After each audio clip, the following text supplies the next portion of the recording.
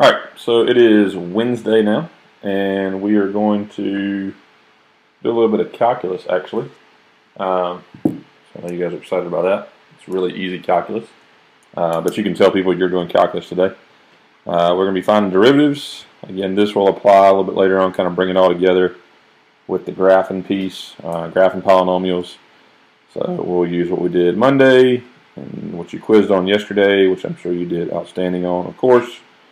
And I will have those graded probably by spring break. So this will add the other piece here. We'll talk about turning points, minimum, maximums, that type of stuff. You will be able to graph an entire function by hand without a calculator. I'm sure you're wondering when you ever do that, but just stretch your brain and do it. So the sheet that you got now is the finding the derivative of a polynomial. Again, what we're using this for is we will find the minimum and maximum values. We'll apply this next week again one more time. So just going to do a few examples here. These are really simple, really easy. This does get much more complex if you get deeper into calculus and all. But as far as a basic polynomial, very simple. So here's how it works. Start with number 1, because that's a good place to start.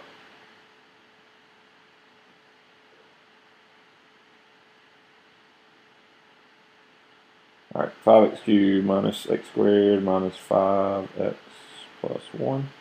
Alright, here's all we're going to do to find the derivative. Okay, we would solve that normally. We would find the roots. That's be the x-intercepts. And then once we do that, we've got to find where the turning points are in the middle.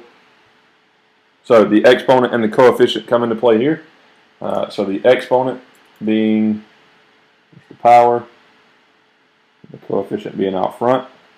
What we're going to do is we're going to multiply the exponent by the coefficient and drop the power. So we're going to take the 3, which is the exponent, multiply it by the 5 out front, and our first derivative, which we're going to write as f, a little prime right there, looks like a little 1 basically, of x. We're going to indicate that that's not the original function, that's the new function we're coming up with. 3 times 5 is 15, and then all we do is we drop the x cubed to be x squared.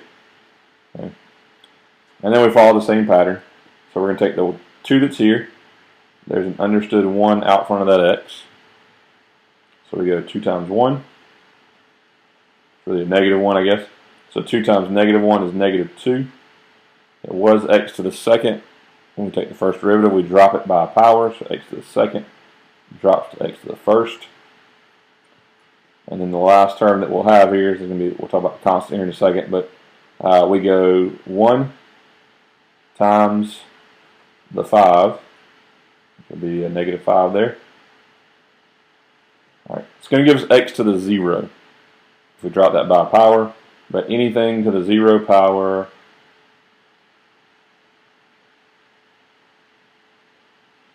equals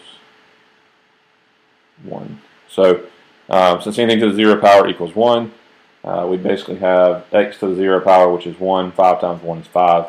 And there we go.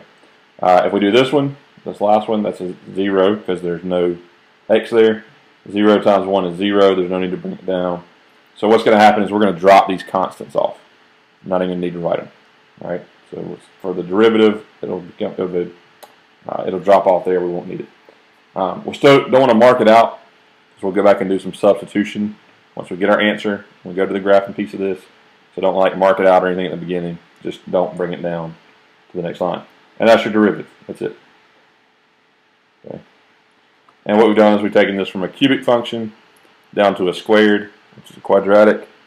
And we would solve that. You're not going to do that yet. You'll solve that. And then once you solve it, you would have your roots, which are actually your turning points for your graph here. All right, so we'll do the same thing with number 2. Do one more example here. F of x. You've already got the function. You obviously don't have to write it again.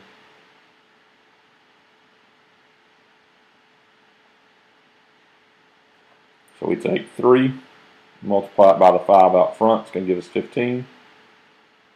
X, we're going to drop it by a power. 3 becomes 2. We go 2 times 9, which is 18. X was to the second, it's now to the first. You don't have to write a 1, you could just write X, that's fine. This was X to the first, we multiply it by the coefficient. 1 times 3 is 3. X to the first, going to drop to X to the 0. We don't need to write X to the 0, it's 1. And the constant, again, will always drop off. So here is your f prime of X function.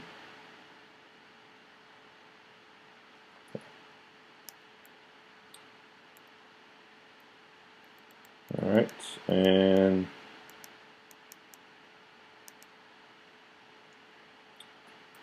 let's go random. I'm going to go to number 22 to show you that the front number is not always 15. So f of x on 22, do this last one, then we'll cut out the video here. And you guys can work on these. If you got the hang, want to start moving along, that's fine. Probably won't take you very long to get this sheet done.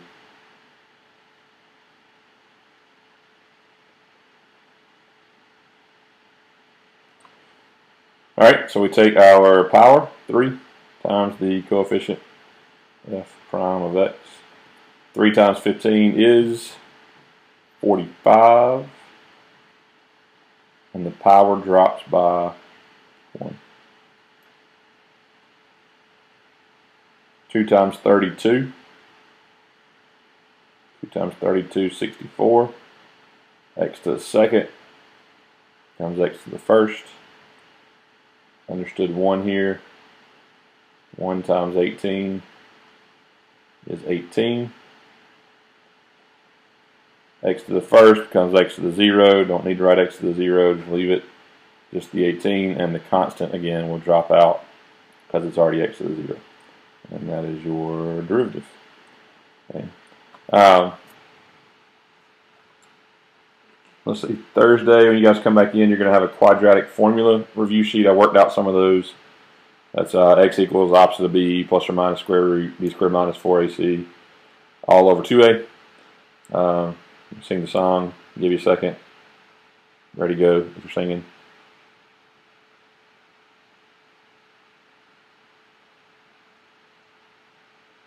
Okay, maybe that was enough time. Or maybe you didn't sing, doesn't matter. Couldn't hear you. So either way, you'll do the x equals opposite of b plus or minus square root b squared minus 4ac all over 2a. You'll practice those on Thursday. I worked out some of those as examples in case you forgot how to do that. There are some of those that have imaginary numbers. Some of them work out to be whole numbers. You could actually factor the first few of those on that sheet if you choose to. It would work out the same either way. And then Friday, you'll kind of put those things together, or what you did here. You'll find the first derivative, set it equal to 0, and actually solve it either by factoring, or sometimes you get like x minus 5 equals 0 could be the first derivative. If that was the case, then you would just set it equal to 0 and you would have x equals some number. But you'll solve those and you'll get a solution. And then next week, I'll tell you more about what to do with that. So I will not see you until Monday. So halfway through my week, I'm sure things are going well. I'll tell Mickey Mouse y'all said hey. And we will see you Monday.